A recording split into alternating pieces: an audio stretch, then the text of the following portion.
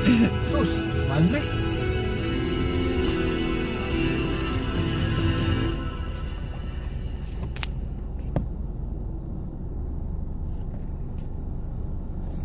Yan. Kanina nga gusto ko na lumublob dun sa tubig eh. Ako din eh.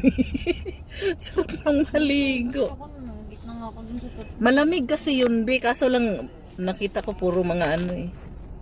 Lumot.